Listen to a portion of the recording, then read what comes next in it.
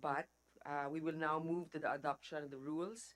The committee is adopting and subscribing to the pertinent provisions of the rules of the Senate and rules of procedure governing inquiries in aid of legislation. These rules shall guide the operation and conduct of the meeting, hearings, and investigations of this committee.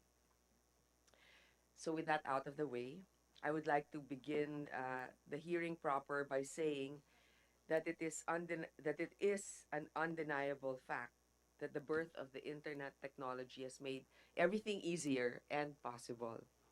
Maari na tayong mag-shopping nang hindi pupunta sa mall o umorder ng pagkain nang hindi tumatawag sa telepono.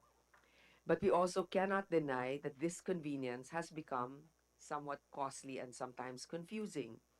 Nitong mga nakaraang linggo, kasabay ng patuloy na pagtaas ng presyo ng ibang basic commodities, may nagsasabing nakaambaring tumaas ang singil ng mga ATM fees.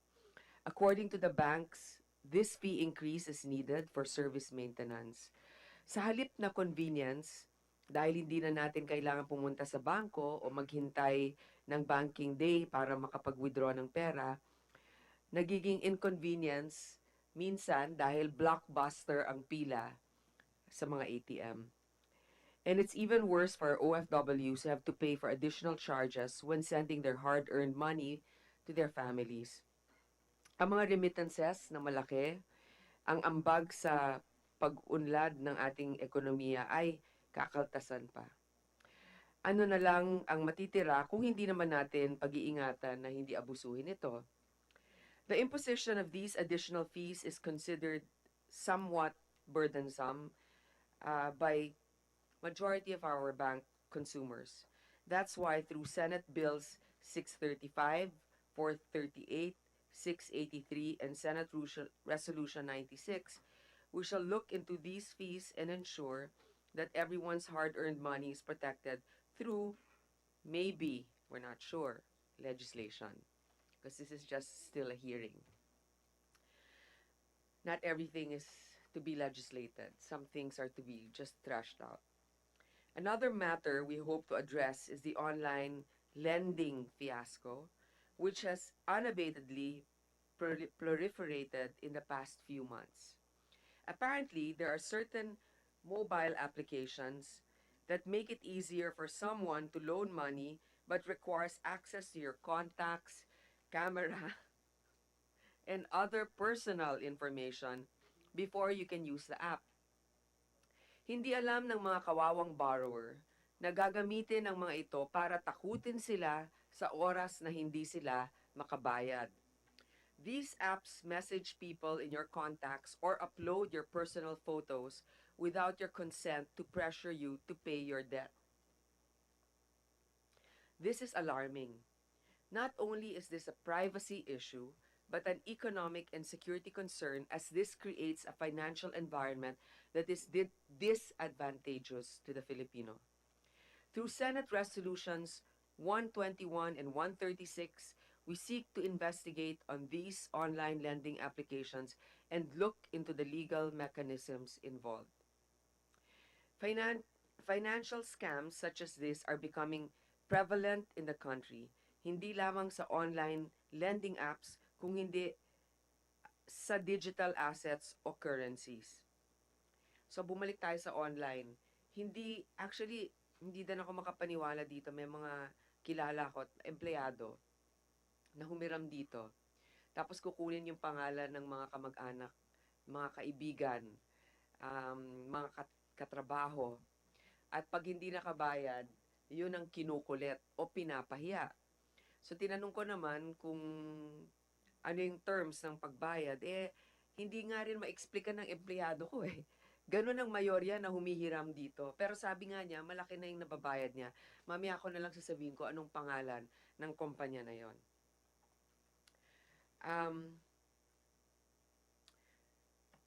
For our OFWs, we have also financial scams such as this are becoming prevalent in the country. Katulad na lamang nung nakaraang linggo kung saan sa isang raid ng Bureau of Immigration, 277 Chinese nationals ang nahuli dahil sa di umano'y illegal cryptocurrency operations.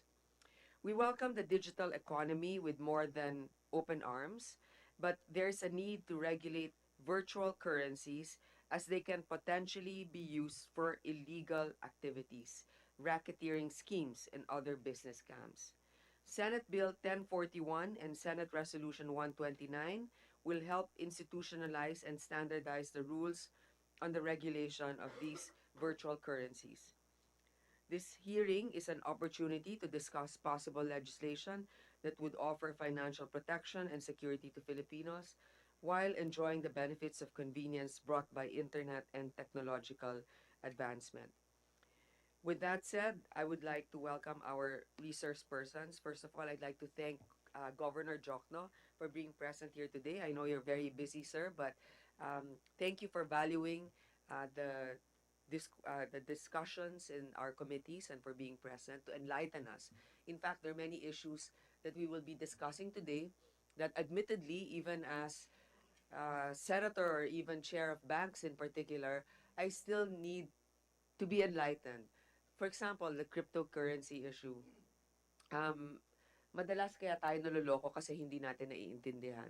Kaya ngayong araw, hindi lamang sa pagtatanong, kundi pagbibigay linaw sa mga issues, kaya ko kayo inimbitahan dito ngayon. So with that, may we ask our resource persons to please introduce themselves, beginning with you, sir, for the record. Governor Ben Diokno, BSP. Vicente de Villa III, BSP.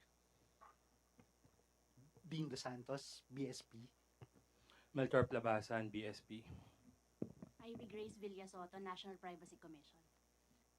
Lito Villanueva, Fintech Alliance, PH.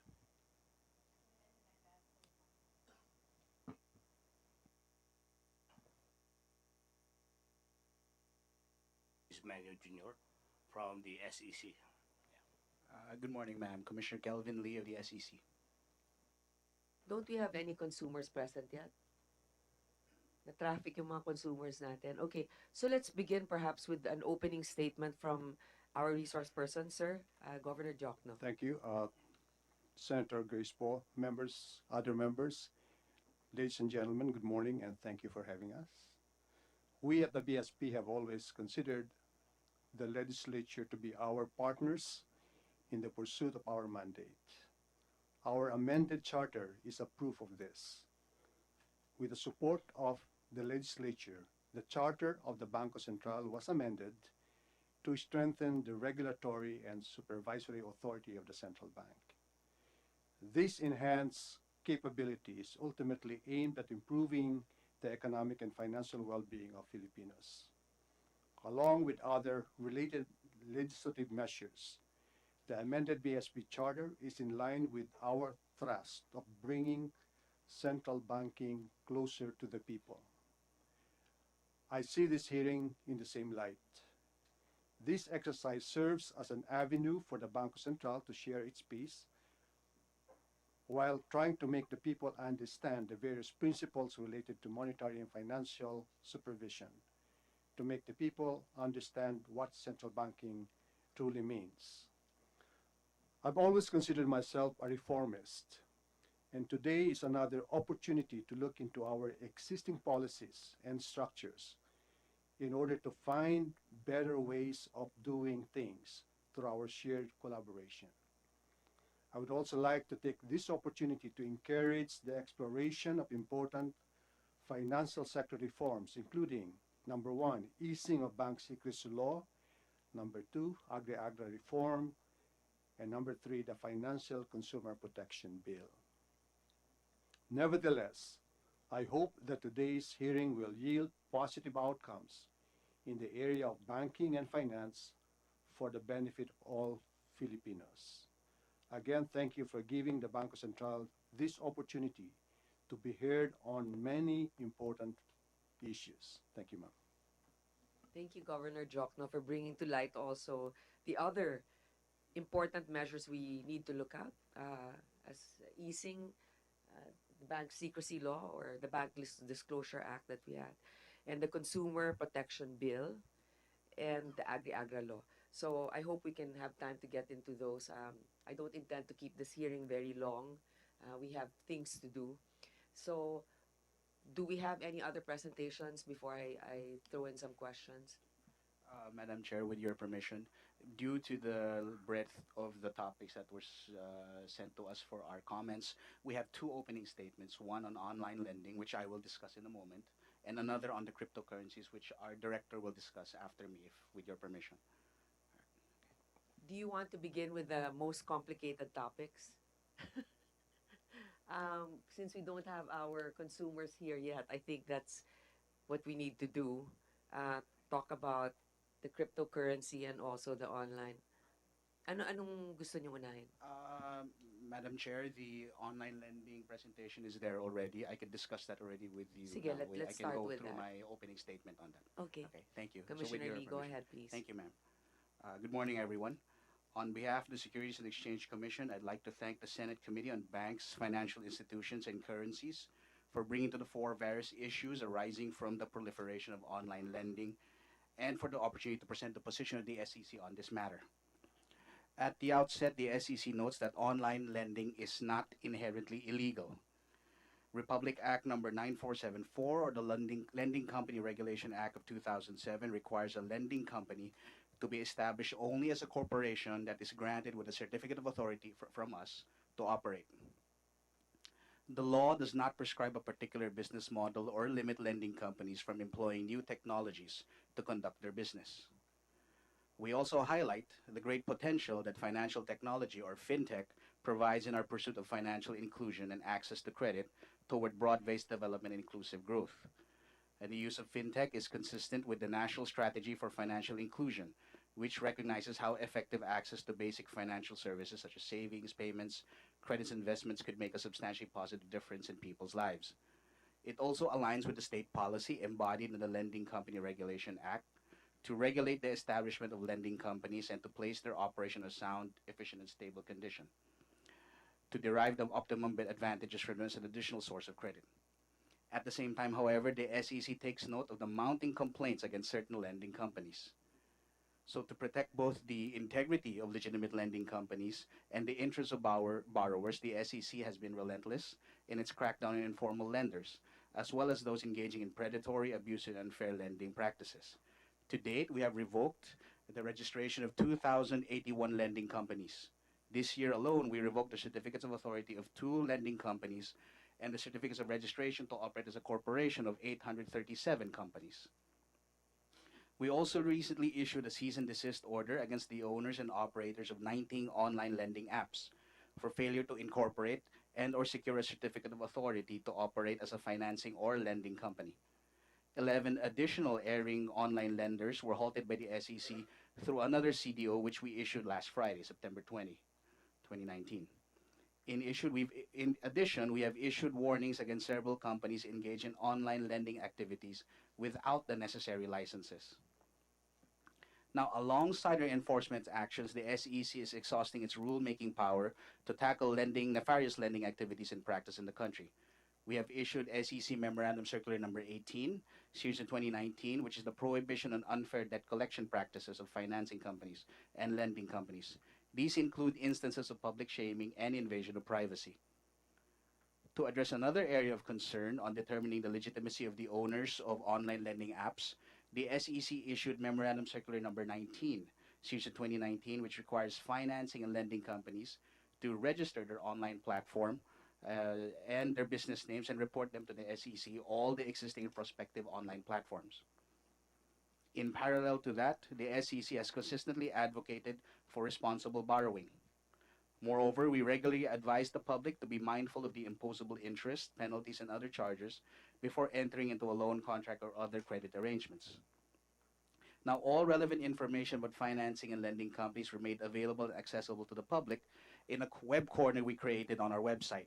There you will see, among others, the list of all registered financing companies, the list of all registered lending companies with information on their interest rates imposed by lending companies, advisories, and a complaint section.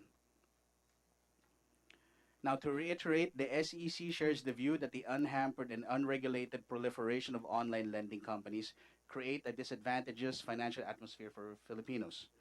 This, however, must be viewed and balanced with the state's goal of financial inclusion and access to credit. If regulated and used correctly, online lending platforms may well accomplish and live up to the state's declared policy and contribute to the sound development of the economy. In this light, the SEC recommends the crafting of a stronger and more comprehensive legislation, or at least the amendment of the Lending Company Registration Act, to enable the state through the SEC to effectively police lending companies that operate through online lending platforms and protect the public from abusive practices. The SEC also recommends the amendment of Republic Act number 8556, or the Financing Company Act of 1998, as more financing companies adopt fintech, and considering that the 21-year-old law may no longer reflect and respond adequately to the present circumstances. In addition, may we at the SEC also suggest the amendment of Republic Act number 3765, or the Truth in Lending Act, to increase the prescribed penalties and to effectively carry out the declared policy of the state, which is to protect the citizens from lack of awareness of the true cost of credit to the user by assuring full disclosure of such costs. As we move to strengthen the regulatory environment for lending companies, the SEC underscores the importance of involving and engaging the industry through regular consultations with lending and financing companies and fintech groups. Through discussions, emerging issues may be threshed out, and comprehensive solutions can be effectively designed and implemented. In closing, the SEC reiterates its commitment to protecting the public from exploitative and abusive practices of some lending and financing companies, while supporting the development of a sector that could play an important role in realizing our collective vision of a strongly rooted, comfortable, and secure life by helping provide Filipinos with effective access to financial services. And with that, I end my statement. Thank you. Thank you, Commissioner Lee. Before we proceed with some questions or perhaps another presentation, I'd like to thank and welcome our colleagues. The Minority Leader, the respectable Minority Leader, Franklin Rilon. Thank you, sir. And of course, Senator General Bato de la Rosa. Sir, ibang mood ng hearing na to. Medyo hindi public order. Ah, pero dati kasi public order ako eh. So baka naman someday ikaw naman ang banking. So ano? So oh. Iba time warp dito, iba. Mas mas kalma ang mood dito. Mga bangko-bangko lang to. Okay. Do we have another presentation from the SEC or the BSP? For what particular topic, sir? Okay. Aside from the explanation of, aside from your recommendations, would you have a presentation of what exactly is cryptocurrency as you interpret it to be? Kasi minsan ang dami na nanganganak-nganak na to eh. Meron ba? It would be included in the opening statement, Madam Senator. Sige, go ahead. If you, I Go may. ahead. Okay. Yeah, good morning, everyone. First, allow us to thank the Senate Committee on Banks, Financial Institutions, and Currencies for what we believe is another opportunity to push for the development of an enabling regulatory environment for a fast-emerging asset class. Developments in distributed ledger technologies have led to the emergence of various types of digital assets, including tokens for capital raising and crypto assets for the facilitation of economic transactions or the transfer of value. Okay. This creates a new set of unique challenges for regulators worldwide. Without regulated entities controlling the creation and use of digital assets, particularly crypto assets, the system is open to significant financial crime and other risks. So it should be noted, Madam Chair, that whereas a legal tender is issued by sovereign governments and is stored and transferred by banks and other regulated FIs on behalf of users, digital assets, on the other hand, particularly crypto assets, allow users to create, store, and transfer them without a third party. So probably the need to look if there is a necessity to provide for regulation. Similarly, the evolving technology led to the growth of fundraising activities and exchange or platform business models different from the existing regulated ones, such as the PSE or the PIREX, and even the initial public offering, which are actually governed by Republic Act number 8799 or the SRC. This potential influx of digital assets activities and other digital assets related financial services activities give rise to unregulated activities conducted in the Philippines. It is therefore necessary that these players and providers engaging in digital assets activities be duly regulated in the interest of the public and investor protection. So, the SEC is proposing to regulate digital assets that qualify as securities as well as those being advertised as investments and acting like securities.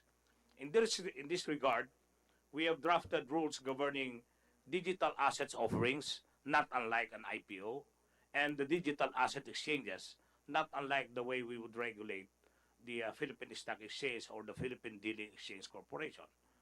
The proposed rules on DAO, formerly referred to as initial coin offering in the earlier version, have undergone 2 public consultations.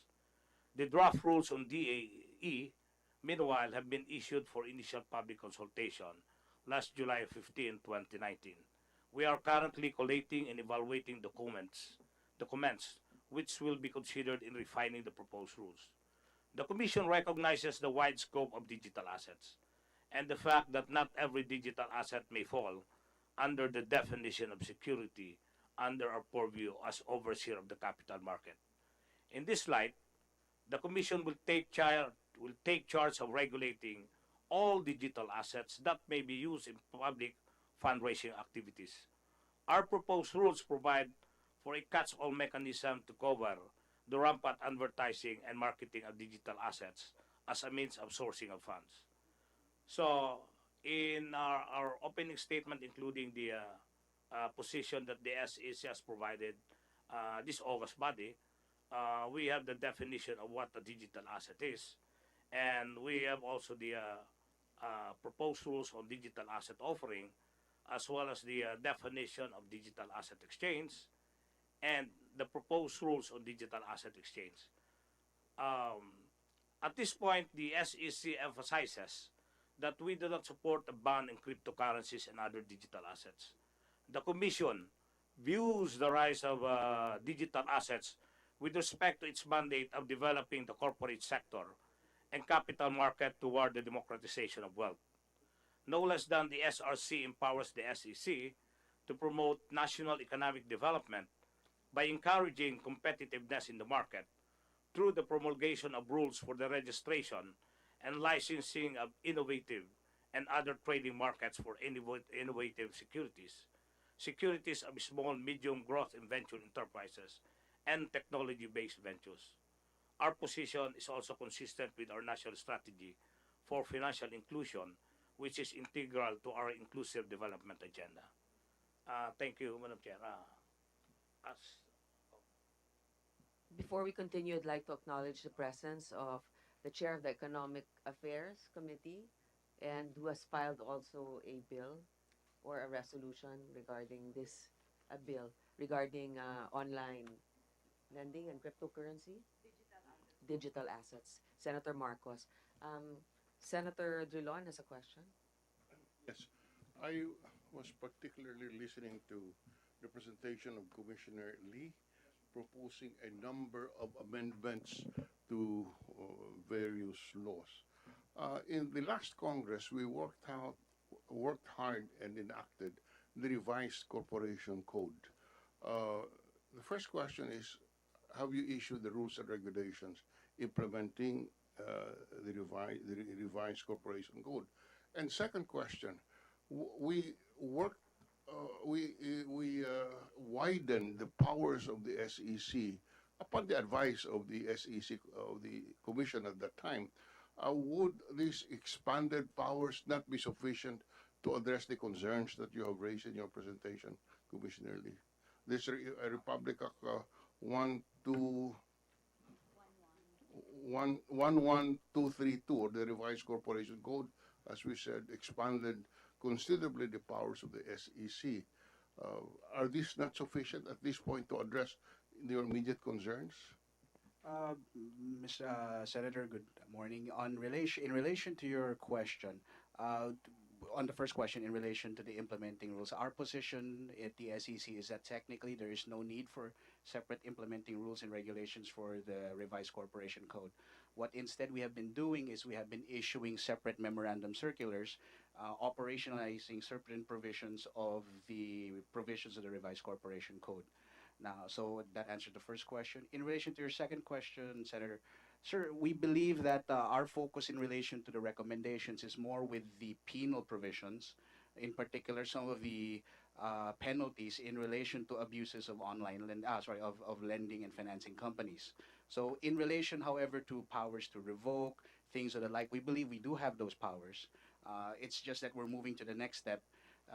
Instead of administrative, we were asking more powers, more penalties in relation to the criminal aspects, if ever, Senator. It's basically on the criminal aspect and particularly on imprisonment and fines. Yes, Senator. Yes, sir. that's where you want stronger enforcement powers. In effect, yes, Senator. If I may point out, Section 12 of the Lending Company Regulation Act currently allows for fines, only allows us to to file in court and request for imposable fines of around 50,000, I believe, maximum. Per violation, or Yes, Mr. Senator. So that's not much. However, it does provide for 6 months to 12 years per count as well, at the discretion of the court. But in terms of fines, clearly it does need to be increased in light of the but circumstances. imprisonment is anywhere from 6 years to No, Mr. Senator. If I may, Section 12 provides 6 months to 10 years, if I recall correctly. 6 months to 10 years. Yes, sir. And you feel that that kind of imprisonment is not deterrent enough? If I may, Mr. Senator, that we have to undergo court procedures first in order to get there, to Well, have yes, the imposed. You cannot avoid court procedures Yes, sir. because that is a criminal penalty. So Yes, sir. I don't think I'm prepared to support the proposition that the SEC be given criminal jurisdiction on criminal cases. They Yes, have to sir. go to court. Now, so it's a question of your wanting more teeth by having a longer imprisonment, or are you also saying that the SEC should be allowed to impose imprisonment? Mr. Senator. More in relation to the administrative fines, because clearly the 50,000 peso cap is not sufficient. Here's my Yeah. other question, Senator Julon, if I may. Um, since the online app, okay, is registered with the SEC, who is usually held liable? Because it's a company. Who will be imprisoned in case there's a finding of fraud or abuse? Madam Senator, just to clarify, part of the problem we have right now at the SEC is a lot of these online lending apps are not even registered with us. A lot of them go directly to Google Play, to the App Store, without That's bothering to go precisely through it, us. because I know what you're trying to say. Yes, ma'am. Maybe the penalty, but to find somebody responsible, an actual personality to imprison, that's the problem. Even there's no personality in a corporation sometimes that you can pinpoint as the one who will take the liability or the imprisonment. Is that so? What's going to happen for the penalty? At least you can impose that on a company, correct? Or whether or not that company is registered with the SEC. The part of the problems with our investigation sometimes, Madam Senator, sometimes they're not even registered as a company as well. Therefore, they're So- not covered by this particular law that you're mentioning. In theory, it will be difficult to impose the penalties on some of them, because considering that we have no records of who exactly they are, where they are. However, for the ones that are registered with us, then clearly we can impose the appropriate penalties. In the presentation earlier, I'd like to acknowledge first the presence of Senator Francis Tolentino. Good morning, sir. In your presentation earlier, you pinpointed several companies that were already shut down or Issued to penalized. clarify, sorry, Madam Senator, to clarify, we issued cease and desist orders against them, essentially requiring them to cease operations. And if I may, to clarify on that point, those 19 and the 11 last week, these are companies that are not registered with the SEC, meaning they're not even incorporated, nor do they have the certificate of authority as far as we're aware of. The certificate of authority is our secondary license, which is what allows them to operate as a lending company. So is there a provision in the law, please enlighten us because this is very specific to you, if they're not, if they're operating without a permit from the SEC, are there penalties that we can impose on them?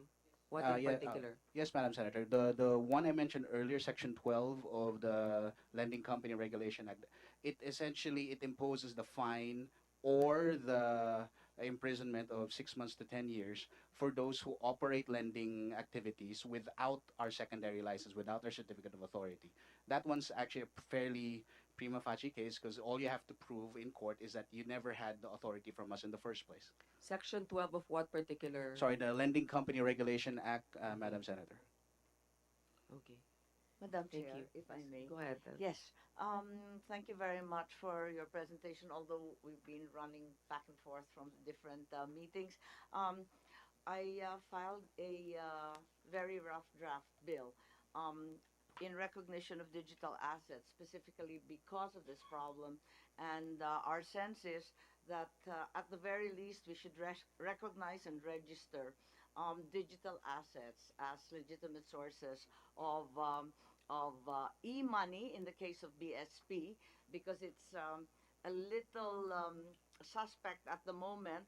Obviously, e-money and payments are clearly under the BSP mandate, but given the FATF and the other warnings that beyond bills and coins, the BSP really has no jurisdiction, as well as the SEC for virtual assets. And I know that two memos are already circulating the different groups. So the sense is basically that we should at least register these assets as legitimate.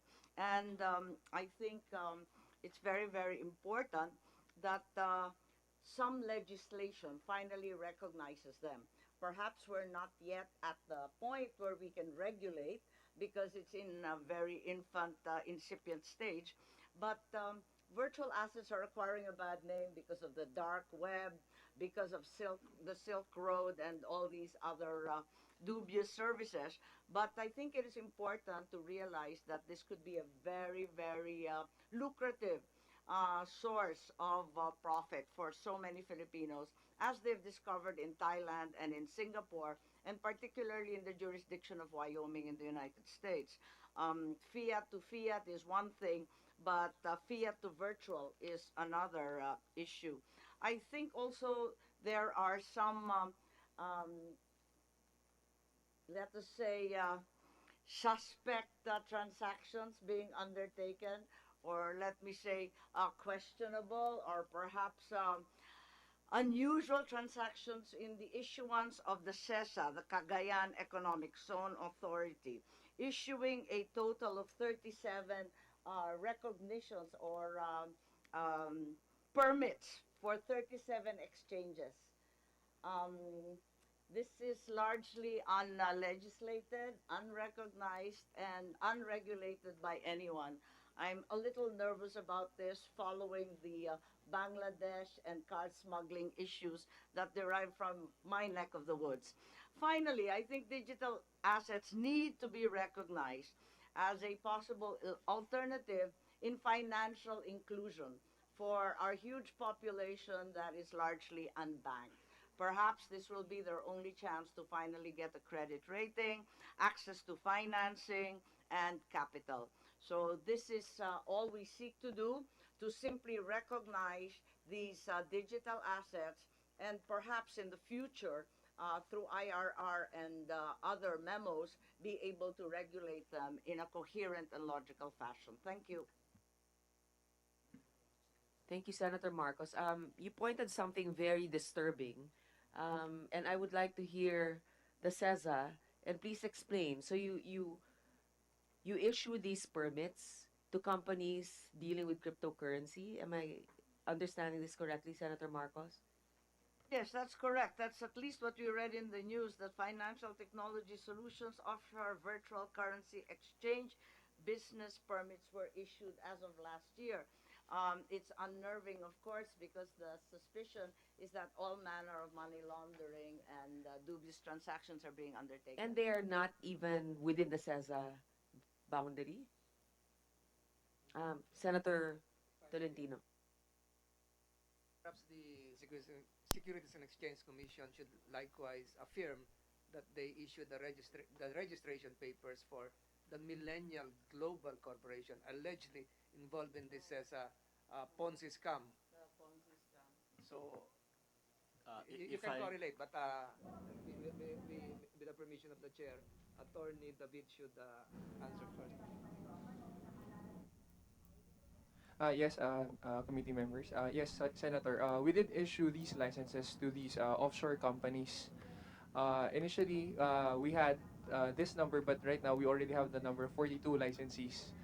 Uh, 25 and 16, 25 principal licensees and 16 regular licensees.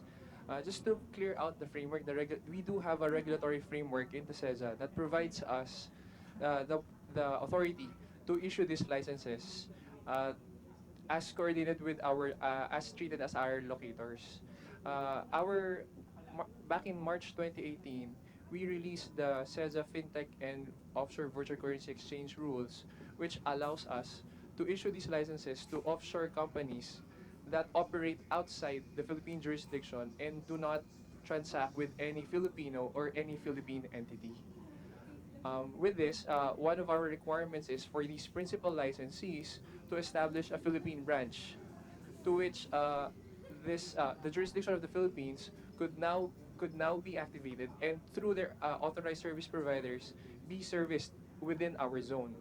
While we do understand that just the news recently would say that some of our locators are operating outside the zone, we would like to clarify that this is a temporary measure from our side, which we publicly announced last year that because of the current circumstances in the zone, since we do not have the current facilities to house these businesses, we coordinated with the local government units to house them near our Cagayan Economic Zone. So basically, you're allowing yourselves to extend your territory. Di ba that's the whole point? They're contained in a particular area. Yes, madam. And right, right. But you have the authority to designate an area as a CESA zone without a higher authority approving it. That is not our intention, madam. Our intention is to temporarily authorize specific locations near our main office in Mandaluyong, for which to house them temporarily while we are building the facilities in Cagayan. I don't think, is that within your mandate? You can do that? Yes, it is in our mandate through our CESA charter, madam. I know. So Yes. CESA can actually designate that as many locations as they want as a CESA zone. No, madam. This is again just a temporary I know, measure. Yes, ma'am. I know what you're saying, but they're already enjoying the benefits of being in a CESA area. Eh wala pa nga eh, temporary pa lang. So that means if you've already filled up your maximum, that's the reason why you're already given a certain limit to it. Because once you fill that up, then that means the government might not actually be enjoying any advantage to having all of those companies anymore. Eh, what if lahat bigyan ninyo ng temporary permit, mag-set up kung saan-saan as a temporary location? It doesn't make sense. If you only have like 2,000 square meters, for example, you can give as many temporary permits as possible. What's your limit? And then, have you coordinated with the SEC with regards to the requirements if they have actually complied with them before setting up with you? Yes, madam. In fact, last year around July and August, we had coordination meetings with the SEC, the AMLC, regarding this matter, and with the BSP. With regard to this, we coordinated with them. That is why one of our requirements is for these companies to set up a Philippine branch, to which that is where we could acquire the proper jurisdiction with these offshore companies, ma'am. Okay, so for example, this company that was being mentioned, Millennial, Golden Millennial. so do Golden they Millennial. have an SEC permit and also from the BSP. Go ahead. Madam Chair, in response to your question and the question of Senator Tolentino, to our knowledge, Millennium Global Quick Pay is not a corporation incorporated or registered with the SEC. What was registered with the SEC is a corporation called Grapefruit Incorporated, which is incorporated in the Philippines as a data center or back office service provider, a BPO. And apparently this Grapefruit Incorporated that was located inside CESA. If I may also quickly add, it is true that CESA had meetings with us, the BSP, and the other members of the Anti-Money Laundering Council last year because we were also concerned about this notion of foreign entities registering in the CESA zone without going through SEC or BSP vetting. The agreement at the time was for CESA to enter into a memorandum of agreement with the other financial regulatory agencies, so we could have joint oversight with them and even observe their regulation of these entities in the CESA zone. But until now, there has been no draft MOA presented to us by CESA. So we have not been able to move forward and jointly regulate these locators in the CESA zone. So did you understand what he was saying? So this grapefruit and then the Millennium Global is, I mean, it's registered differently and the function is probably not the same. So does that warrant a cancellation of their permit But, or? Madam Chair, we're now undertaking an investigation into the activity of Grapefruit. So our understanding based on news reports is that Grapefruit is the back office or the business process outsourcing provider of this Millennium Global Quick Pay, which is located in China. So yun po, we're trying to determine whether or not Grapefruit Incorporated is only acting as a back office provider or is actually engaged in regulated activities such as the offering for sale of securities. Yun pong hindi po namin na-determine. We're still undergoing investigation. Pag ganun, Governor Jock, no, dapat merong ding registration sa BSP. I'd like to make 2 points. Number Opo. one, it's Thank you, not registered. Millennial or Grapefruit, whatever, is not registered with BSP. I think he's referring more to AMLC, not rather than BSP, because those two are distinct institutions. While I chair AMLC, it's not BSP, all right?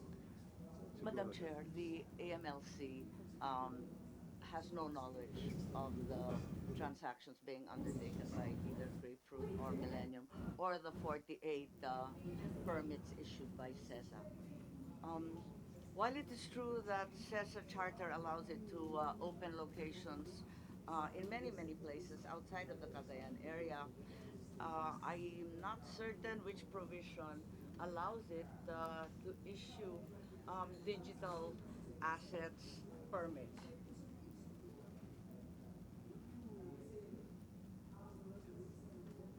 Moving along, are you ready, Attorney David? Currently looking for the specific provision, ma'am. We do have it in place. Okay, while you're searching for that particular provision, anybody else would Yeah. like to weigh in on this? Yeah. Chairman, I would just like to respond to your query if the CESA entities are required to register with the BSP.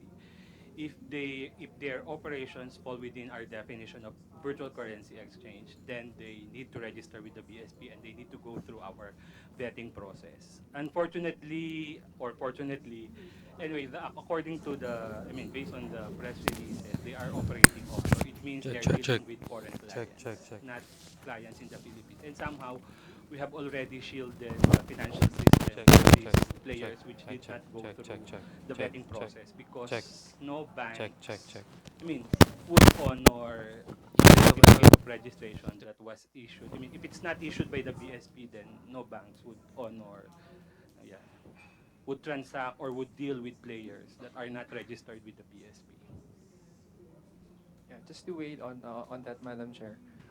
Yes, while it is correct that Chair, I think that the question you posed was The for him power. to cite the specific provision. About, Not to with give regard, your opinion. yes, Weighing in on the yes, others' opinion. Yes, Senator. Section 6 of our CESA Charter, Republic Act 7922, provides that we have the power to approve, accept, accredit, and allow any local or foreign business, enterprise, or investment in the zone subject only to such rules and regulations as CESA may promulgate from time to time in conformity with the provisions of this act and the limitations provided in the Constitution. Madam Pursuant. Chair, Madam Chair, if I can remember it correctly, although I was not a member, during the 16th and 17th Congress, CESA was criticized by the Senate for overreaching insofar as giving permits for uh, intruding upon the functions of PAGCOR, so to speak, at that time. Now we are here again with the chief cryptocurrency officer of CESA, apparently showing that they have overstepped again, uh, stepping on the functions of BSP, the Securities and Exchange Commission, and AMLAC. So kailan ba titigil to, Madam Chair, na they have arrogated upon themselves the functions of other agencies, interpreting their own rules with finality and exposing the general public to other scams, Ponzi, pyramiding, etc., similar to the recently exposed Millennial Global scam, wherein 277 were arrested by the CIDG. So, Madam Chair, kailan matatapos to na sila na rin yung nag interpret ng rules? Sino may oversight po sa kanila? Including customs, Madam Chair. Ilang balik na si Presidente ron naggigiba ng mga sports car. So, I think that's one of the side issues that was unraveled in your committee hearing, Madam Chair. Yes, Madam Chair, I think it's apparent that the CESA Charter probably requires looking into. It's infinitely more powerful than the BSP, the AMLAC, or the SEC combined, considering what we've heard this morning. Thank you for pointing those out to my colleagues. Actually, that would be another topic, perhaps with another committee. But in the meantime, maybe we can ask. I'm sorry. I think with economic affairs po, because it's an economic Affairs zone. or GOCC. Yes, that's correct. Yeah, Yeah. the economic zone. Yeah. So maybe what we can have now is what can BSP do? I'd say, and the SEC with regards to this. Can you direct them to stop operations? Or you said you are currently investigating. So after you've investigated, what Uh, jurisdiction would you have to stop operations of this particular company if they're not compliant? Thank you very much, Madam Chair. This Grapefruit Incorporated, which is the locator in the CESA zone, is in fact registered with us as a corporation. If we can, if we can determine that they are engaged in activities that require an SEC license, like for example, in the offer or sale of securities abroad, whether it's in digital format or not, or if it's acting outside the corporate charter of the purpose of the corporation, we can seek a prosecution under the Securities Regulation Code and or a revocation of the corporate charter for this Grapefruit Incorporated if we can determine that they are acting beyond its registration as a BPO. Thank you. Director De Villa. Thank you, Madam Chair, and then thank you, sir. If I may add, in collaboration to what Commissioner Eb was saying, was that perhaps a collaboration between SEC, BSP, and CESA, because there may be transactions that are actually going beyond what CESA has actually authorized, particularly on the transfer of funds from a registered CESA operator to a bank, because there may be cases that, though not yet confirmed, that the operator may be using another name to open a bank and not necessarily the corporate name whereby the license was issued by CESA. So maybe moving forward, a collaboration within that effect. I think Commissioner Ep did mention something about in past discussions about a MOA of some kind of undertaking. So I think that perhaps maybe something that can be also Who will be who will supervise this get together of the three different government agencies for a memorandum of agreement? Madam Who, Chair, who if can I take may, the lead? Yes. just by way of fair warning, the BSP charter very, very clearly indicates bills and coins. Aside from e-money and e-payments, the question would arise if BSP would have jurisdiction over virtual assets beyond e-payments. Whereas with the SEC, I think electronic monies are actually covered by law, which is why I am invoking that we take a look at recognizing and registering all these virtual currencies and their operators. Yeah. Yeah. Madam Chair, I would just like to clarify that both BSP and SEC have been adopting what we call activity-based regulation.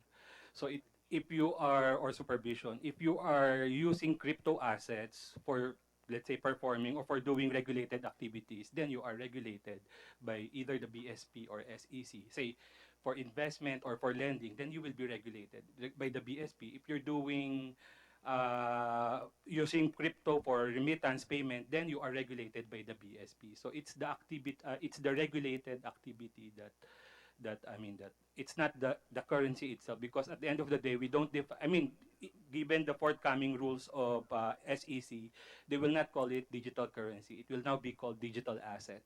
With all due respect, I think the distinction is not the transaction. The distinction is whether this is virtual or backed up by fiat.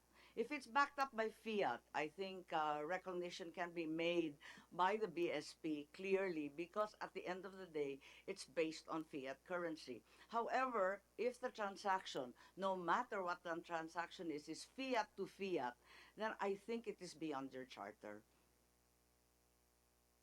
Our charter I'm sorry, yeah, yeah. if it is virtual to virtual, it makes no difference what the transaction is. It is already beyond the BSP charter If because it's it does not involve bills and coins. yeah, at present virtual to virtual is very hard to regulate in a digital virtual environment. That's why we're only concerned about the interface of digital asset with the regulated financial system, because that's the one that can be regulated.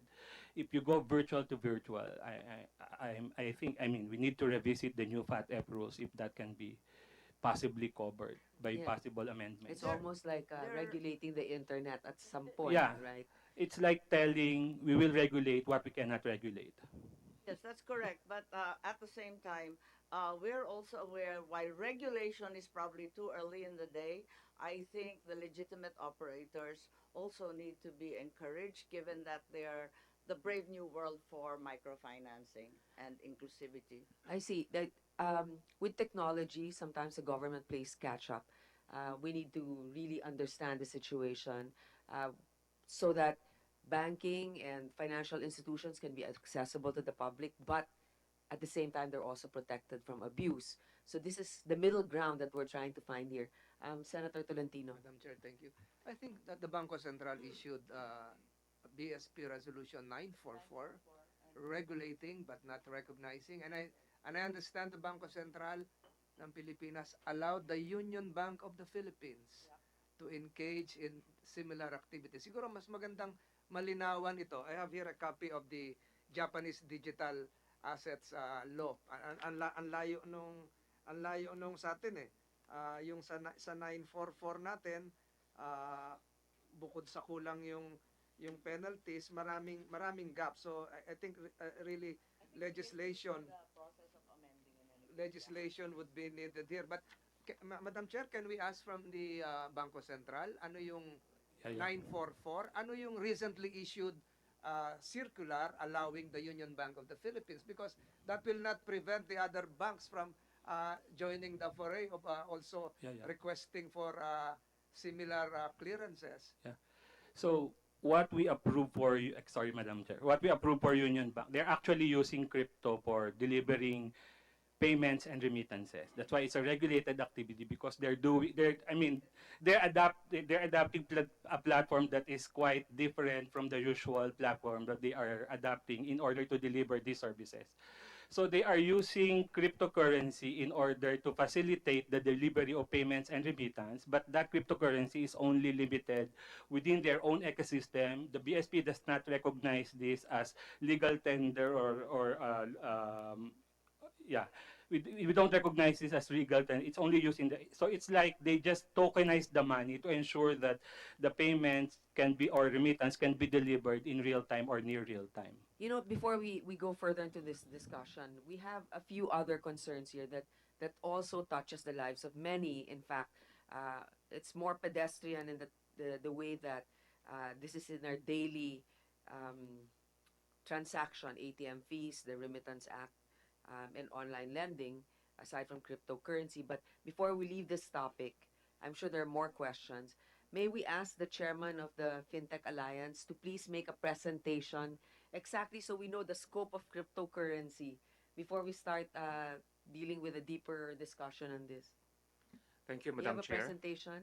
Yeah, Do you have but some before the slides? presentation, we would like to make a statement on Okay, go ahead. regarding this the agenda for this committee. Uh, Thank you for inviting us this morning to share our insights. Briefly, FinTech Alliance PH is comprised of leading digital companies generating over 90% of FinTech-initiated transactions volume in the country today, with more than 40 global and local partners.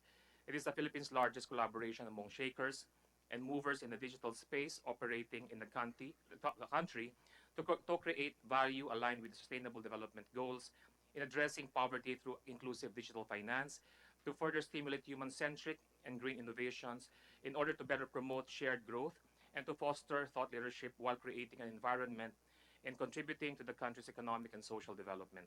Just last week, we led in institutionalizing the Code of Ethics in the digital space and adoption of Code of Conduct among its member companies in support of and in compliance with existing laws and regulations, particularly on promoting transparency, consumer protection, digital literacy, compliance, data protection, and security. This was after several online lenders figured in data privacy violations and unethical collection practices. This was done in collaboration with the BSP, SEC, NPC, AMLC, Insurance Commission, DTI, and BIR. There's an ideal within the ever-dynamic fintech landscape, regulation following innovation. For the most part, our enabling regulations have proven advanced compared to most international equivalents, but there's always room for improvement. There has been a number of terminologies used by other countries in describing cryptocurrencies, which are based on the same type of decentralized technology known as blockchain with inherent encryption. Some of the terms used by countries to reference cryptocurrency include digital currency for Argentina, Thailand, and Australia, virtual commodity for Canada, China, and Taiwan, crypto token for Germany, payment token in Switzerland, cyber currency in Italy and Lebanon, electronic currency in Colombia, and virtual asset in Honduras and Mexico. Excuse me. FinTech Alliance is carrying out research into digital currencies and the technology that supports them. FinTech Alliance is also assessing crypto assets for the Philippines' financial stability and its attendant risk. Crypto assets do pose risk to investors, and anyone buying crypto assets should be prepared to lose all their money. We continue to monitor developments in this area and would recommend that a crypto assets task force be created to work alongside BSP, SEC, and other regulatory bodies to explore crypto assets and its underlying technology, assess the associated risks and potential benefits, and set out the path forward with respect to regulations in the Philippines. BSP has already institutionalized its test and learn approach or regulatory sandbox on emerging technologies in its financial supervision forum, but the crypto assets task force with industry players would make it more comprehensive, expansive, and focused. In the light of rapid developments in the market for crypto assets and the substantial potential applications of distributed ledger technology or DLT, and growing evidence of the risks associated with crypto assets, it is imperative that we launch the Crypto Assets Task Force as part of the government fintech sector strategy to develop an approach to crypto assets and DLT that maintains the Philippines' international reputation as a safe and transparent place to do business in financial services, ensures high regulatory standards in financial markets, protects consumers, guards against threats to financial stability that could emerge in the future, and allows those innovations in the financial sector that play in the rules to thrive. And with this, we would like to introduce Ida, our fellow trustee in the alliance, to present what cryptocurrency is all about. Thank you. Good morning, Chair, Senator Po, rest of the senators, BSP, SEC. Just quickly, Ida Chongson, I'm a trustee of Fintech Alliance as well. Okay, we just want to give a 101 on what is digital money. Okay, digital money, when we're talking about that, we're talking about a lot of fiat at the moment. And what is fiat? Fiat is a local currency. It's Philippine pesos used in the digital world. So when it comes to the Paymaya, GCash, the transfer, the lending, and that sort of thing, that is at the moment, we are using fiat. Okay, so what is crypto? Crypto, as mentioned, it's actually divided into three, just in layman's terms. Crypto came from the word encrypted. Also, it is in exchange of a value, and it is decentralized. In the global community, and we're talking about the borderless world already, the crypto is being used in three areas. One is called the investments, which is now under the coin offering, or now called data asset token offering, or yeah. And the other one is called under the rewards, which is called the utility token. And then the other one is the creation of the ecosystem. If I may just brief on this, if a company is looking for funding, like similar to a bond, they can actually go to the space and do coin offering or data asset offering. With that, you can separate it into two. One is, will they be owner of the company in essence, like shares? That is called security offering, and that's within the now being looked at by SEC and BSP under the data asset. The other one is rewards. Rewards is similar to the Pacquiao coin, the Pac coin. That is in by way of like similar to Mabuhay Miles. It's similar to an exchange, like for argument's sake, a VIP treatment to a Pacquiao fight. And How that's do you avail rewards. of that? I've heard about it, but how does the Pacquiao coin work? How do you Yeah. get rewards for that? Right. Basically, you can buy a coin. It could be like if it's a Pacquiao coin, you buy his coin in exchange of course, the Philippine pesos. You buy his coin and you get a literal either a wallet coin or whatever use that they're going to put in. I believe it's in a wallet format. With that, when you have sufficient number of points, like Mabuhay Miles, for argument's sake, then you can avail of going to his fight for free. You can have a backstage pass. That's the rewards concept. The rewards concept is not regulated. So there's no guarantee. They don't make any promises like if you buy a certain number that you will get. It depends on this the reward. yes, ma'am. It depends on the contract or the arrangement, what is available in that particular coin. So how are they able to? Because I'm sure that many of our countrymen actually avail of this, but they're not very aware of this setup. So how are they able to send the money to avail of that Pacquiao coin? Do they wire it to a company? Do they? Okay, limited the use of the Pacquiao coin. The expanded version under the information set out is they will eventually have payment system as well, and maybe even the security token. But for now, it's limited only on the rewards component. From what I understand of the rewards component on the Pacquiao coin is basically a, a discount or a point system. But to avail of that, they have to Ah, pay. I see. Correct. It could be So do they use similar a credit to card? pwede Do ma'am they- yan similar to a again Mabuhay Miles or FSP, frequent shopper. The more you use it, the more points you get. But this time it's not points; it's by way of token. Okay. Yes, but with the Mabuhay Miles, before you can get the miles, You have actually to purchase a several ticket. tickets. So, I want to see how the BSP will come in to regulate because of the transaction. Okay. So what are they buying? Or what are they spending on to get the rewards Yes, of the. there's an option on the utilities coin that you physically purchase it, then you get the coin. In the case of a real estate company overseas, it's a timeshare concept. You pay, you get timeshare. But instead of a timeshare, you get a token. In exchange with that token, it's similar to like Balisin, you get 2 weeks free using that. So in the case of Pacquiao, it's the usage, either by way of usage or by purchasing the coin. And when you purchase it, then So you yeah, purchase the coin. you How do can you purchase? purchase. How do you purchase it? Do you use a credit card? Do you? In I'm the sorry, digital I've not encountered it. I've okay. heard about it. In the digital space, it's via the normal one when it comes to the tokenization is by way of Ethereum, Ether. It's a cryptocurrency. Okay. Yes. So is this regulated by? Are they registered with the SEC? This particular. The Pacquiao coin, Not- Your Honor, is not registered. Because being it's offered, launched in the U.S. being offered outside the Philippines, Your So Honor. a Filipino here in the Philippines we, cannot we would avail of that. we would cannot avail.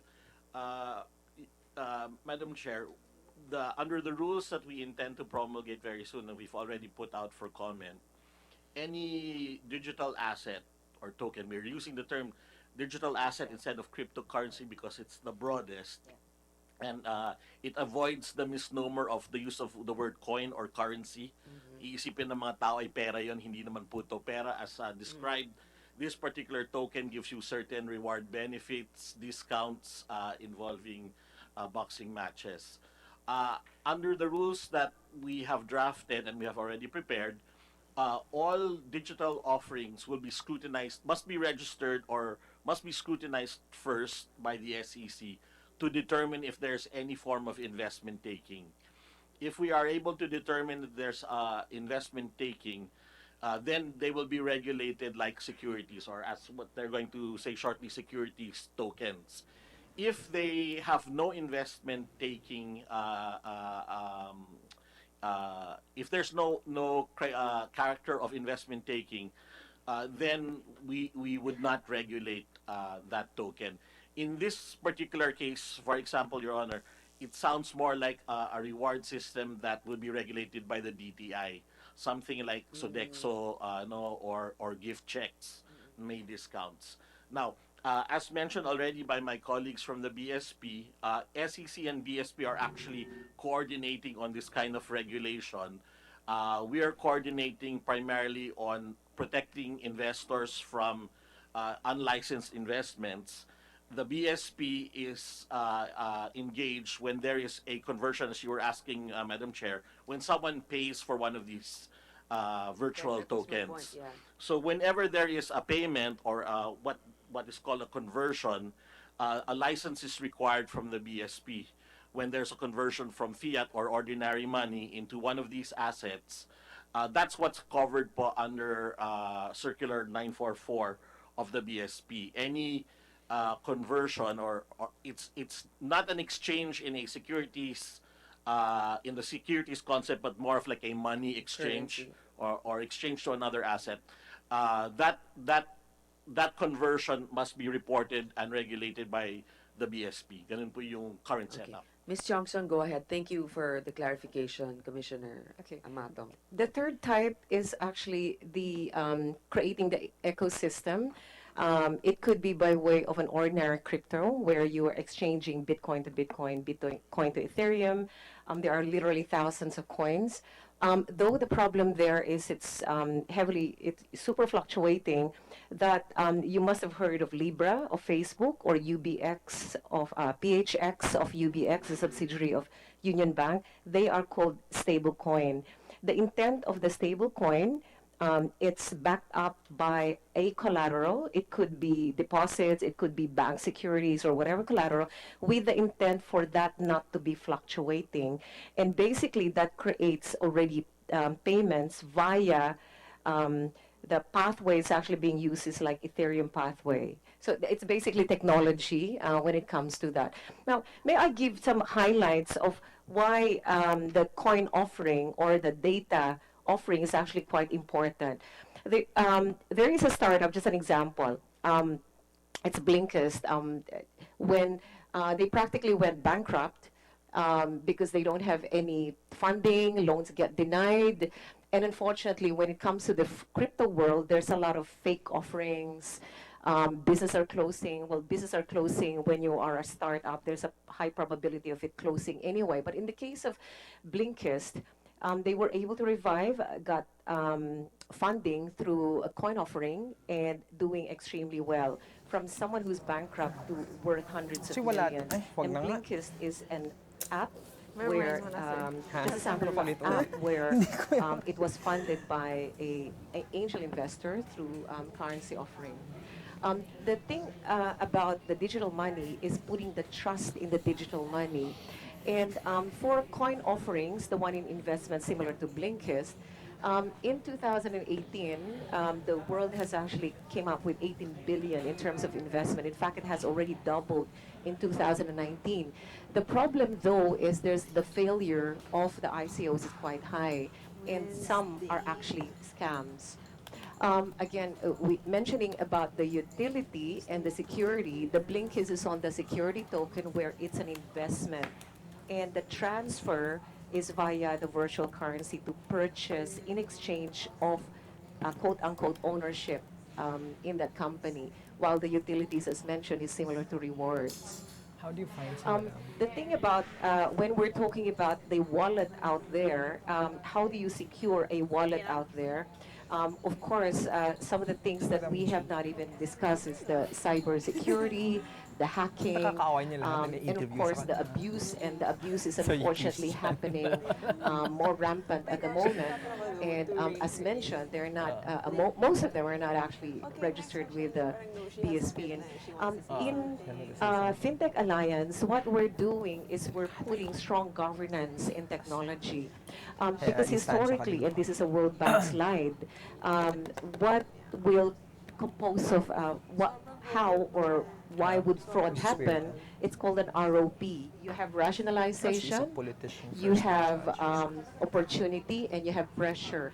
The pressure and opportunity is actually out there in the market, while the rationalization is something that you need to embed in terms of ethics. We're happy to say, as far for FinTech Alliance, we call ourselves the good guys, that we have implemented code of ethics and code of conduct.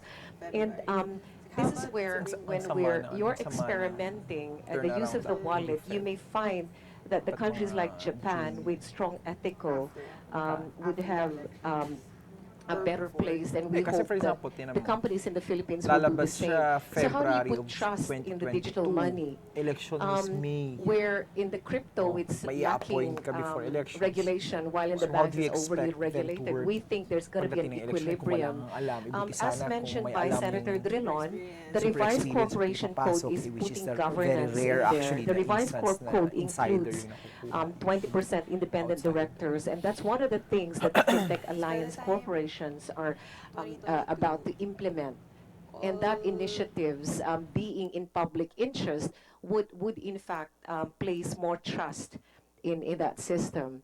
In addition to that, as a summary of the regulations out there, they are the 944 is the virtual currency. There's the Philippine ID system, which can be by way of a wallet as well, eventually, or biometric. The new CB Act allows now the central bank to give 1, 2, 3, exchanges, 4, 5, 6, licenses. 7, 8, 9. Payment system, which is very new, the amended Hello, is Paige. 1049, is putting again regulations to that. Philippine Innovation Act, sponsored by DTIDOST, is promoting startup corporations. So there's actually quite a few, and we're happy that the Philippines has been open to all of these changes. And if we do not have that regulation, we're happy that Bangko Sentral and SEC, with other regulators, are actually forming what we call the sandbox approach. It's a test and learn. And we're hoping to be partner on that one as well. Either that, or there would be under public consultation. As for the CESA, there are existing regulations with the intent of it being offshore. As mentioned, it's actually called Offshore Virtual Currency Business Rules and Regulations. And I understand that's the one that may have been abused. Okay, so All right. But of course, when we're looking at this, the world is the digitalization. It's borderless. It's in fact, it's happening quite intensively. A lot of the banks, 12% of the global banks have shifted into it, um, and and again, and this is where again we want to highlight that as far as the Alliance Group is concerned, we are putting ethics and governance in technology, which we think is a major tool in terms of hopefully maybe not eradicating but preventing all of these fly-by-night operators. Thank you, Ms. Tiongson, for the presentation. Actually, what we're trying to do is play catch up here. We can't really prevent the evolution of things, as particularly in the financial world. But I would like to ask maybe Governor Diokno, are you for? There is a suggestion to have a crypto asset task force. Do we feel like we need to have something like this? For the creation of such a task force. So this task force will be composed of the SEC, SEC SEC, BSP, and CESA. and CESA. Mm. Okay. Madam Chair, and probably the Bureau of Internal Revenue should be included because I'm looking always at the tax aspect of this. When a USEC of DOF attended a previous hearing, he would say that they are interested in taxing this for services. In the United States, they tax this as a property. So there's a big whale of difference between property and services. So BIR should be included, especially, Madam Chair. Instead of BIR, I USEC from the Department of Finance. Yes. Okay. And perhaps, Madam Chair, in the extreme, I would probably include DOLE because it has been reported that transactions amounting to 2.3 million a month involving our OFWs are involved. So, nakakatakot po ito. Baka yung iba, scam. Baka yung iba kung saan mapunta. Kawawa naman yung OFW natin. Nagpakahirap sa Saudi Arabia. Tapos, may scam lang dito. So, in the task force setup, I would involve DOLE, Madam Chair, with your permission. I think Senator Tolentino, you're right about us being cautious, particularly for our OFWs, but perhaps to limit also the number of those involved, because many hands may spoil the broth. Perhaps baka yung BIR mangolekta na wala pang kinikita, no?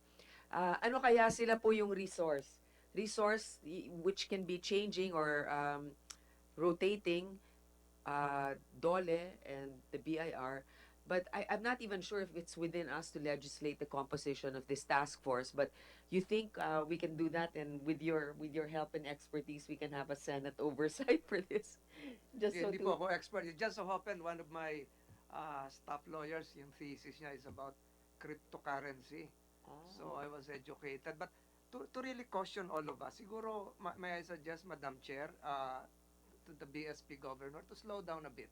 Pag-aralan mo na to. If I may add, before the task force is organized, ang dami pong sunod-sunod ngayon na scam. Hello and welcome. I'm Speed Cruz, and this is Rapper Talk. After months of asserting his congressional bid was valid, Duterte Youth Chairman Ronald Cardema made a move to withdraw his nomination last week. Now, the twists and turns of the Duterte Youth's bid to end up in Congress have been widely criticized by the public. But are they in the clear with this latest move? Here to speak to us about this today is election lawyer Emil Marañon. Thank you for joining us, sir. Hello, good morning sa lahat. So what many people in the public may not know is that you represented youth groups who from the very beginning have opposed Cardema's bid. You filed petitions to cancel this nomination, to block the new nominees, and even cancel the party's registration. Why did you decide to take on this case? Well, sa amin kasi as election lawyers, apart from the fact sometimes na may kliyente kami, we also carry our advocacy actually na ayusin yung parang yung election rules natin, election regulations.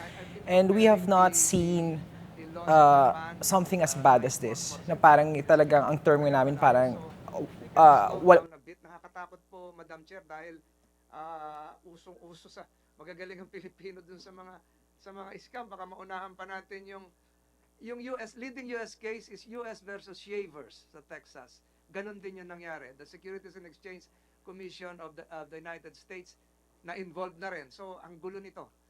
Hindi pa natin to nafa-fathom kung ganong kagulo ito. Later on, baka magsisi tayo. Pero my suggestion is to slow down and then have that task force really go into the details, the nitty-gritty on how we will be involved in a synchronized, centralized regulatory scheme with taxation. Okay, the point of the senator is well taken. We are really aware of the risk involved in these transactions, and we're going slow because this is really there's vulnerability. We have to think of consumer protection, and there's also risk to financial stability. So we'll go slow on this. Okay. Thank you for also your inputs, Senator Tolentino. It's good that you have a staff member who actually did the thesis on this, and perhaps we can benefit also from um, an orientation regarding this because madalas naloloko tayo pag hindi natin talagang naiintindihan lahat eh. Kaya I really think that we can initiate some sort of a gathering between the SEC and then CESA and the BSP so that we'll have this task force at least to study setting one up. But with the indulgence also of my colleague, Senator Tolentino, we also have other topics here to cover. Certainly, we don't have a particular conclusion yet for the cryptocurrency or the fintech, or we need to be able to study this further before coming up with actual legislation for this, because it might actually muddle the issue more if we get into it definitively at this point. Now, for the ATM fees, kasi ito yung naging issue talaga noon. We had already a very productive discussion with the BSP, but we would like this for the record.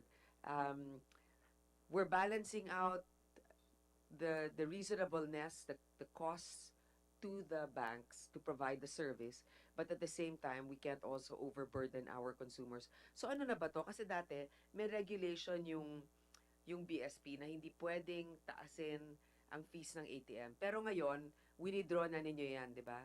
Hindi na nire-regulate ng BSP ang fees ng ATM. Ganun ba yung pagkakaintindi ko? Pakilinaw lang po. Madam Senator, if I may, actually to put things in better perspective, yung fees yung pinag-uusapan natin na yung ATM fees sa pag gumamit ng ATM ng ibang bangko at hindi bangko ng depositor. Let's say, ako hoy nasa bank A, gagamit ako ng ATM ng bank B, yun ho yung ATM fees sa pinag-uusapan ho natin. And the ATM fees regarding the fees of my own bank, hindi ho covered yun dun sa increase na sinasabi ho natin. Actually ho, the fees were put on hold since 2013 up to recently, and prices have in fact increased as well. So the fees on ATMs were actually, particularly for the use of ATMs of another bank, were somehow opened for evaluation. And what we're trying to point out is that these increases won't be automatic. There is a process that these banks would have to go through. There's an evaluation process. They would have to apply and propose for their fees. And these fees would have to be accompanied by proper justification. No? Yung costing breakdown nila, ano ba ho yung hardware cost, ano yung software cost, ano yung other costs like CCTV, security costs. Meron na po bang nag-apply sa inyo for that? Meron na ho mga nag-apply. At saka meron ho kami mga ibinalik. So mga magkano ang magiging task? Kung ang average, yung sinasabi natin yung sa sariling bangko mo lang, di ba? Hindi yung mga acquirer-based charging. Hindi kasama yun. Kasi yun, choice mo if you want to use another bank. But if it's within your bank, yan ang pinag-uusapan natin na kailangan mag-apply sa inyo. Ganun hindi ba? The other way around. The fee that's applied is that kung gagamit ako ng ATM nung ibang bangko at hindi ho nung bangko ko, yun ho yung pinag-uusapan ng increase ng fees. So for banks that want to apply for these changes in fees, they would have to apply with us. So yun ho ang ine-evaluate ho namin. Okay, ang ine-evaluate, pakiulit ulit, yung mga gumagamit ng ibang bangko Yung ATM ho ng ibang bangko. ATM ng ibang Oo, bangko. oo. Pero Libre ho yung yung paggamit ko ng ATM doon nung sa bangko sarili ko. kong bangko. Oo, So sa ngayon, libre 'yon. oo. Okay. Sigurado ba walang charge kahit 2 piso pagka nagwi-withdraw ka? Wala ho, wala ho. Okay. So, ang sinasabi natin, yung 15 pesos na yun yung pag ibang bangko Oho. ang kinukunan Oho. mo. Actually, just to put things in in a range, yung presyo ho noon na-release yung na-lift yung moratorium, it ranges from 10 to 15 pesos. And this is since 2013. Since 2013. So now, 2008. Ano, 2008 ho, tapos 2013 nag-moratorium. Tapos from 2013, hindi ho nag-increase yung mga fees na yan, ilinift ho nung recently lang itong taon. Okay, ho so na ngayon to. may naaprubahan na ba kayo? May mga pinoprocess ho, may mga ini-evaluate. Marami na hong return because marami rin ho the prices are not within reason. Because as I mentioned, we have to evaluate them and they have to justify yung reasonability. Yung present range ho, na yun, as I mentioned earlier, is 10 to 15. So ngayon, yung mga nag-apply sa inyo, ano yung average increase? Normally ho, there are those that are still within the range of 10 to 15, and there are those that have gone a little bit beyond the 10 to 15. Which is what, 20? We have not approved anything that is 20. So the reasonable space that we're going to is somewhere around, I think there was a mention in a press release earlier, somewhere around the 1 to 3 peso range. So if let's say, yung bangko ko na yon, 11 pesos ang china-charge, yung mga ibang bangko, 11 pesos ang china-charge for using their ATMs ng mga hindi nila depositor, maaring yung charge pareho or within the range of 1 to 2 peso increase. Okay. Napag-usapan din natin sa briefing, salamat nga pala, Governor, ha? Binigyan mo kami ng update. Para din marinig din ni Senator Tolentino, dahil nga dito sa nakaambang na ATM increase, meron din silang panukala or proposition dito sa mga bangko. Di ba pag pupunta tayo sa mga mall, nakalagay lahat siya ng mga ATM, no? Dapat malinaw ang pagka-display ng mga babayaring fees sa bawat transaction. Kaya para nagsha-shopping ka rin, saan ba merong pinakamura na efficient? Kasi ganito yon. Naintindihan ko rin yung punto din ng iba na syempre yung serbisyo, di ba? Yung kuryente nun, yung pagme-maintain, tapos yung security, meron din gastos yung bangko doon. Kaya yun yung ginagawa ninyong basihan kung papayagan nyo ba ang pag-increase o hindi. Yun, tama ba yung aking pagkakaintindi? Actually, what we're pushing forward is a market-based competition. So, yung publiko ay nakakapili to make their own well-informed decisions. So, tama ho kayo, Senator, because yung requirement ho, bago ho, let's say, may na-approvean, bago ho i-promulgate ho yan, kailangan yung mga pricing ho, nakapaskil, at saka yung mga depositors are well-informed. Kung let's say, in an area by which maraming ATMs, iba-iba ho yung presyo nun. I-forward yung mga depositor na sinasabi, kung gagamit kayo ng ATM, nitong ATM na to, at hindi kayo depositor ng bangko na ito ang sisingilin sa inyo. Kailang it doesn't stop there. Because if the depositor ng ibang bangko opts not to continue with the transaction, pwede niya i-cancel yung transaction at lumipat sa ibang ATM. Para lang makita niya itong mga ATM na ito mas mababa nung presyo dun sa mga iba. Lang may recourse. namin. Kung nakita nila na ganito yung charge, lipat sila, walang bayad pa yun. The requirement is that dun ho sa machine mismo, yung rate nung using the ATM from a depositor that's not with the bank, kailangan lumabas, pati na rin yung rate within around the machine area, kailangan rin nakalabas doon. At saka bago ho siya mag-proceed ng transaction, mag-yes or no ho siya. Now, kung no, ilipat siya sa ibang ATM na kung gustuhan niya na mas mura. Meron akong isang katanungan, ito ay para din sa mga consumers na nagpapatanong sa akin. Di ba usually pagka meron isang bangko na sinasabi ito, regulated by the Bangko Sentral ng Pilipinas or member PDIC, may mga ganon, no? Kunyari ikaw ay nag-avail ng isang ah, cellphone ad ng may online lending o may lending, di ba yung isang kumpanya pangalan yata Home Credit eh. So makakakuha ka ng pera sa kanila, mas mataas daw di umanong interest pero kukunin yung pangalan ng kamag-anak mo, kaibigan mo, tapos siguro dahil wala naman sila talagang magagawa sa'yo, hihiyain ka. Yun ang panakot nila. Kanino pwede pumunta ang ating mga kababayan?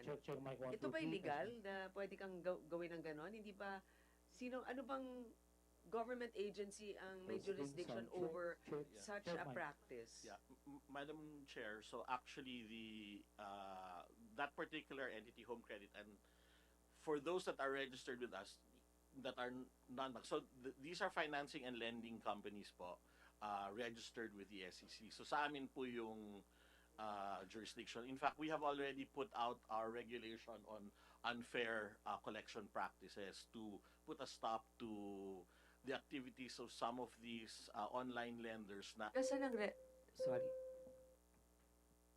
Nasaan ang regulation nyo na yon? Yan. So, are countrymen actually aware of that? So, pagka kunwari may nakita kayong pero kung hindi nakarehistro sa inyo, yun ang problema. Pag hindi po nakarehistro sa amin, tulad ng ginawa po namin last week, and if we are informed that they are acting as providing online lending activities, diretso na pong, if they are corporations, we have moved to issue cease and desist orders or to close them down, and then moving towards prosecution na po. Because as pointed out by my colleague, Commissioner Lee, if you don't have a license from the SEC to engage in online lending, yan po ay labag sa batas. Pero ano lang yun, 50,000, 6 to 12. Yun po yung challenge siya ngayon. 6 months, okay. Maikli lang ba to? Meron ka bang presentation? O ano yung mga, okay.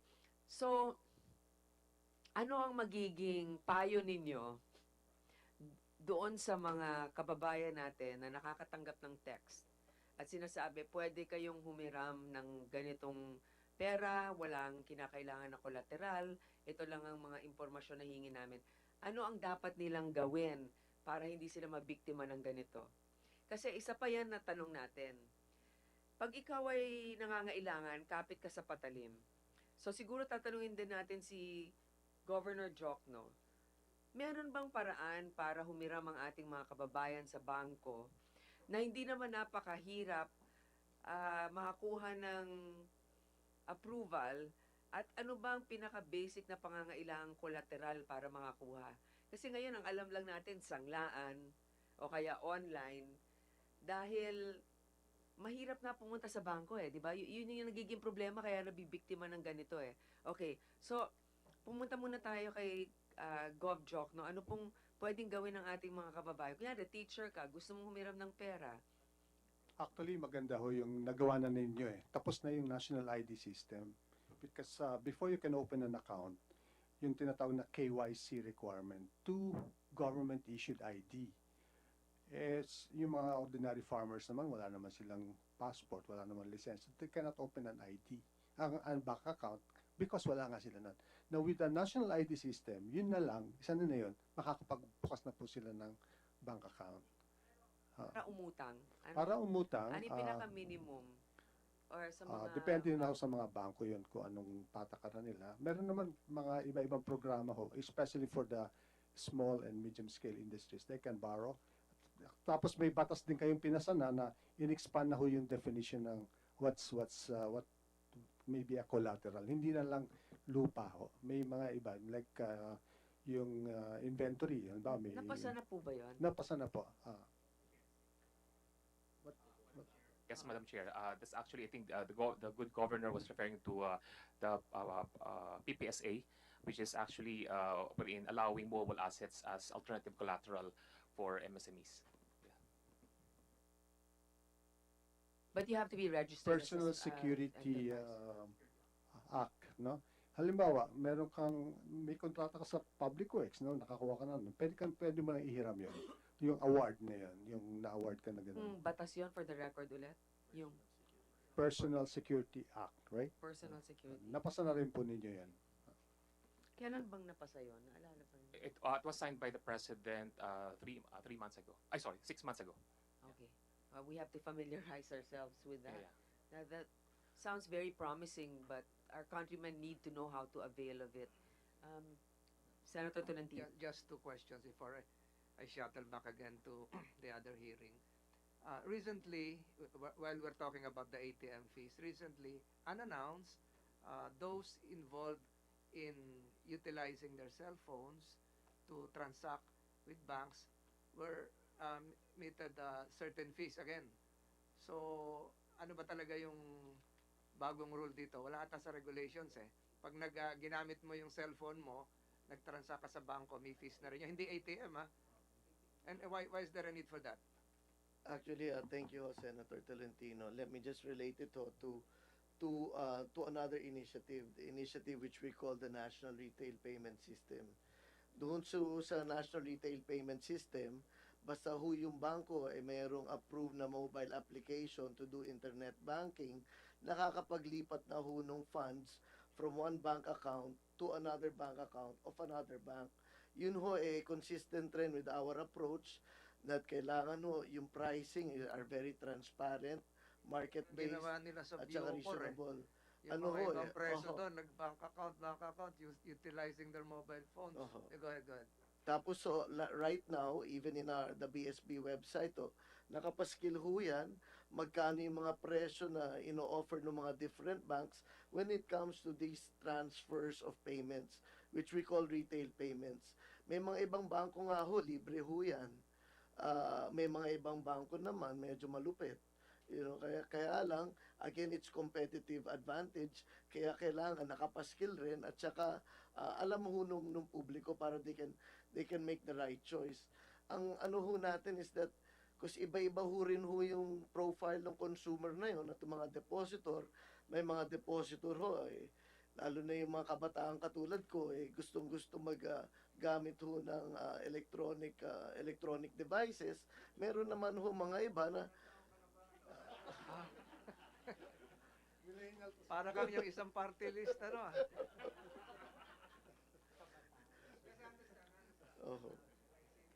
rationale behind that. My final question, Madam Chair, and this should be off the record, ComSec take note. I attended the hearing last week of an MMD involving MMDA. Just a few minutes ago, I was at the DPWH budget hearing, and then probably this might interest our good chairperson here. Whenever I talk about the necessity of having that Pasig River Ferry, ang sinasabi lahat sa akin, kanina si Secretary Villar, off the record ito, tanungin nyo si Secretary Jokno. Kasi si Secretary Jokno daw ang sa Pasig River Ferry. Sabi ko, Bangko Sentral na si Secretary Jokno, and it would interest the good chairperson sa public services. We have to revive that Pasig River Ferry. Gusto ko ngang butasan na yan, Madam Chair, hanggang Eastwood sa Libis. Meron lang 2 bato ron. So, MMDA practically abandoned the Pasig River Ferry.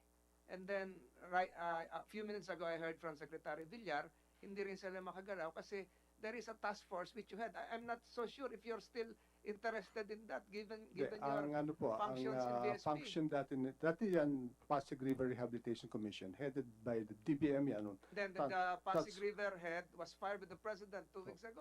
Correct. Pinaltanan niya si Mato na ngayon, di ba, ang Pasig River. Itutuloy po natin. Kung ako lang, itutuloy ko. Kasi nariyan na yun itutuloy natin. Sa budget, ang gusto ko kausapin Secretary Tugade. Kasi transport siya naman yan di ba? Kami na ni Senator Grace ang makipag-usap. To me, it makes a lot of sense, It makes a lot of sense na develop mo talaga yun. Yes, I agree with you. Kaya from Marikina to whatever sa downstream, 30 minutes lang. Hanggang Libis, correct. So, because of your new function, hindi na ikaw? Hindi na po ako, but I just got a text message from the original, we will push through with it. Kung Yes, can you probably ah. text Secretary Tugade that you're Yan, relinquishing? kinakausap ko na ho siya. Okay, Kinakausap ko si so Secretary. maliwanag na yan. Thank you, Madam Chair. Yun transport yun Task Force Tolentino. Lahat na, nanganak na lahat konektado lahat yung mga different government agencies. Thank you for enlightening us again on that particular issue. So, there are other topics that we would like to discuss in our future hearings, particularly the Agri-Agra, the Consumer Welfare Act. For right now, I think that we will move forward with more technical consultations within the different groups that are present here today. Unfortunately, our resource persons from the consumer sector didn't actually show up today. We could have heard the extent of the effects of this the new phenomenon on financial technology or fintech. So, unless anyone would like to add anything more to the discussion, I will adjourn this hearing at this point. Please feel free to continue your lunch in the meantime. Yes. Madam Chair, we just a short statement and a clarification. We welcome actually the resolution filed by Senator Tolentino and the Senate bill filed by Senator Marcos. We've actually had an opportunity to look over it. Ito pong digital assets, the terminologies nga keep changing, and it would be good, this is a good venue to inform the Senate of the initiatives we've already undertaken. Broadest definition, digital. Sa ngayon po, ang nahanap po namin internationally, the catch-all term is digital asset. So that includes cryptocurrency, so digital assets. Cryptocurrency, crypto token, digital token. The basic concept and the definition, which you've already included in our rules, is that there's a digital representation of rights or value. So itong mga online, mga lending, kasama ba yan sa digital asset? Hindi, di ba? Hindi po siya kasama sa digital asset. Pero but nasa a broader and financial tech siya. Opo. So a broader concept from digital asset is what they call fintech, or financial technology, where technology is being used to simplify, streamline, assist financial activity. Okay. So, kasama doon yung assets, kasama din doon yung kasama lending. Po yung assets, kasama yung ano. Ang ano ko lang po, ang tanong ko lang po, because the good Senator Tolentino asked us to go slow. Actually, we've been going slow for several years. There's actually a fintech task force, a working group already as part of the Financial Sector Forum that includes the Bangko Sentral, the SEC, the Insurance Commission, and the Philippine Deposit Insurance How Corporation. often do you meet? Or is there a secretariat already? There's a secretariat already. We meet quarterly. The chair is the good governor of the BSP. And we have already, kaya nga po, coordinated po yung moves ng Bangko Sentral and the SEC. So meron na palang task force in a way, di ba? Opo. So kayo na yon. May this committee request that you submit to us a report on your initial deliberations or meetings, and then regularly submit to us para hindi na namin kayo pinapatawag. Kasi kayo naman yung expert dyan Quarterly, Your Honor. Quarterly. So if you can furnish us a copy of your report so that if we have any clarifications, and that's the only time we'll probably get in touch with your office. Because, di ba, breakneck speed nga ang technology So we're playing catch up. So it helps to educate even your lawmakers so that we don't make arbitrary laws that will not actually help but might be more destructive, di ba? So keep us up to date. So in the meantime, Madam Chair. any more? Yes, sir. So that is why, Your Honor, although the good senator said go, so we're actually on the verge now. The BSP has already issued 944. There are reasons why they have issued 944. We've already issued, the SEC has issued its rules on crowdfunding already. We're about to issue our rules on digital asset offering and digital asset exchanges.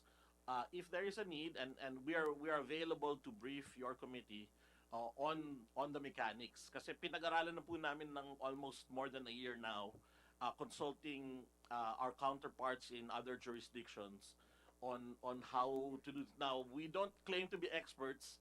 Sa totoo lang po, no one in the world right now claims to have a complete handle because the technology is moving so fast. Pero Nakakahilo, di ba? Ang hirap. opa, pero Ano, more or less naka-catch up na po kami.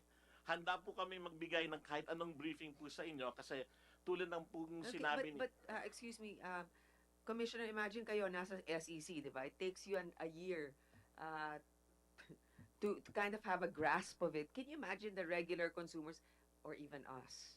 That's why I was, as I was saying, in as much as we would like to ask questions for legislation, this is also an actual learning uh, meeting for us. So okay, so just keep us regularly abreast. Yes, ma'am.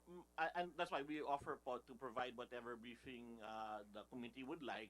Kasi because however fast or slow tayo po, or the consumers, mas mabilis pa po yung mga businesses. So the reason why we're coming up with the regulation is in the absence of regulation, anything goes po, and it cannot be anything goes.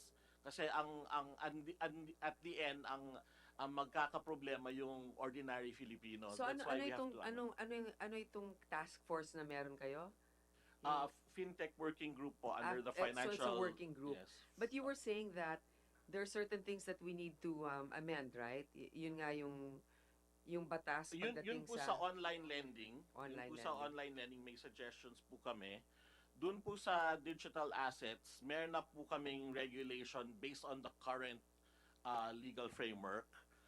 But Senator Marcos has filed a bill which is very similar to legislation filed in Thailand, which we think would be helpful na hindi naman taliwas po dun sa regulation namin. But even without legislation, we believe there is enough legal basis under the Securities Regulation Code to regulate the security, the investment taking, which is the most Siguro po one area that we need immediate help from the Senate is to clarify nga po the limits of jurisdiction between us and entities like the CESA.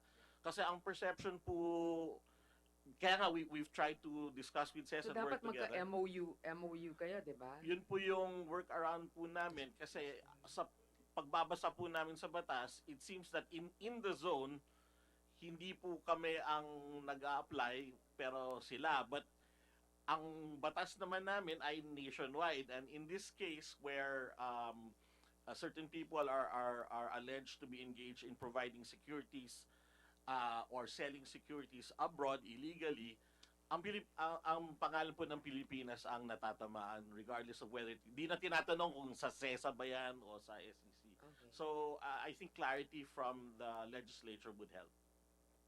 Nako. Mag-usap muna kayo tapos bigyan nyo kami ng MOU. Madam Chair. Mahirap Yes, Madam na Chair. naman. Sir? Okay, Madam Chair, actually, we just like to contribute to the Senate Committee on Banks, Financial Institutions, and Currencies because we came up with a book. Well, this actually we call it the Jungle Handbook for FinTech practitioners. You said it a while ago that it's actually the FinTech world is in a way very absurd and it's not yet really defined as regards its because it's infinite in a way because of various technologies. So we would like to share this book with the committee. Please, thank you. We will appreciate that. That will be my bedtime reading. Yeah, so this is I can actually the probably Bible. fall asleep faster. Yeah, this is the taxonomy of FinTech in the Philippines. Thank you. Okay. So today, let me just summarize. Thank you all of you for coming today. This has been a very productive discussion, although there's still a lot of ambiguity. We were able to clarify a few things that we might be able to work on immediately. So, as regards to online lending, we found out that the primary problem revolves around the proliferation of unregistered companies that operate as lending apps without authority.